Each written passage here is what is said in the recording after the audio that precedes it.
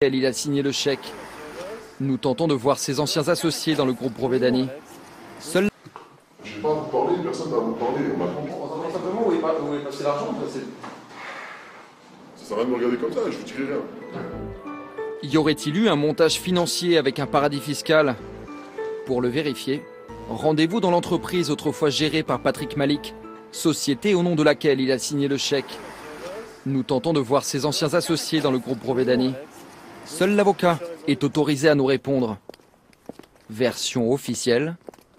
Aujourd'hui, il n'y a pas d'affaire de BTP concernant Brovedani, et ça c'est clair. Patrick Malik serait un escroc. Il aurait tout inventé.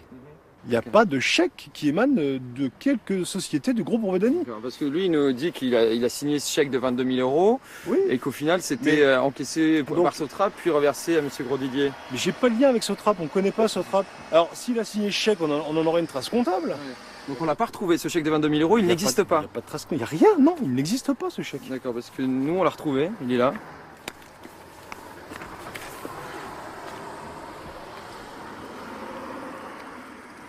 Il faut voir la facture en ces cas-là. La facture, les enquêteurs l'ont également récupérée. Selon eux, elle est fausse. Les 22 000 euros auraient bien été encaissés, Fausse facture. mais contre un chantier fictif. Est-ce que cet argent a servi à financer M. Grosdidier? Ah bah pour moi non, et clairement non. Mais il est passé où alors tout cet argent? Il y a 22 000 euros qui ont disparu.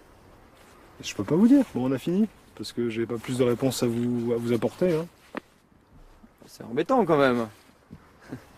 Allez, on arrête. Soyez sympa, non.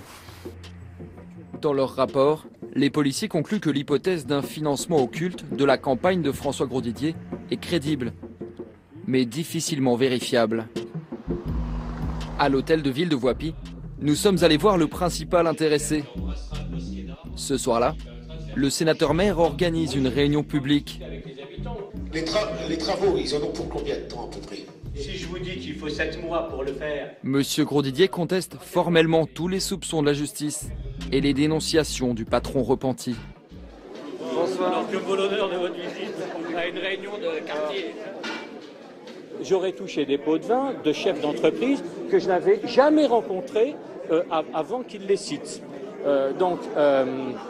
Pour ça que je me permets de parler d'affabulation pure et simple. Et que pour l'instant, s'il y a une affaire, soit d'entente, soit de corruption, c'est à la justice de l'établir. Pour l'instant, il n'y a pas eu d'entente, pas de pot de vin versé. Il n'y en a pas eu me concernant. Bon, point. Je le sais quand même puisque je suis concerné. Seul contre tous, l'homme qui accuse le sénateur aurait-il menti? À Paris, il y en a un qui croit sur parole Patrick Malik. Jean-Louis Masson est sénateur d'hiver droite de Moselle, comme François Grosdidier. Mais entre les deux hommes, la guerre est déclarée.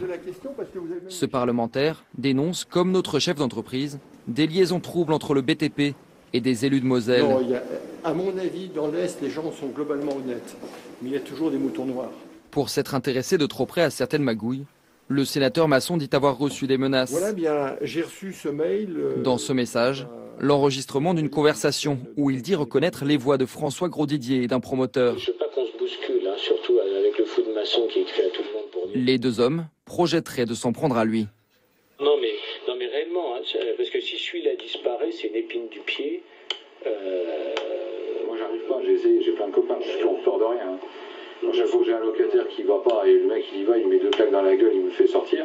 Mais là quand je lui ai dit que c'était l'autre, il va pas. Ce qui est le plus important, c'est la motivation. C'est non pas une affaire politique, c'est pas une rivalité politique, c'est faire taire quelqu'un qui peut dénoncer des malversations sur Voipy. Et c'est ça qui est grave. Donc je comprends tout à fait, M. Malik, compte tenu des gens auxquels il a affaire, d'être un peu inquiet. Pour François Grosdidier, cette bande sonore serait trafiquée. Nous retrouvons Patrick Malik sur l'unique chantier qui lui reste.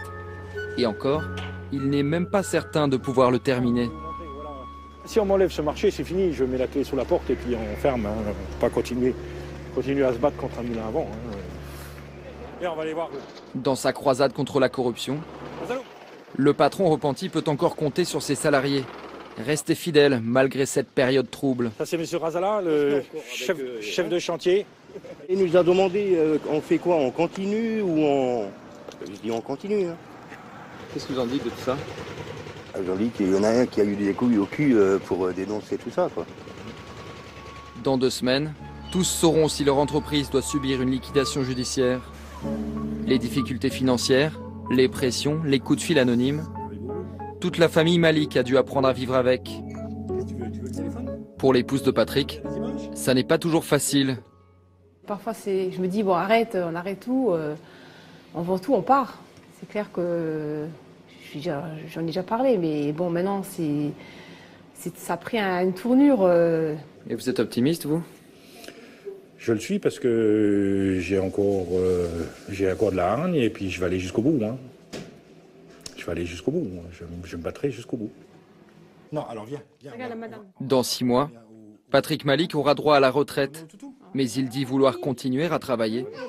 Jusqu'à ce qu'un jour peut-être, la justice finisse par lui donner raison. Allez,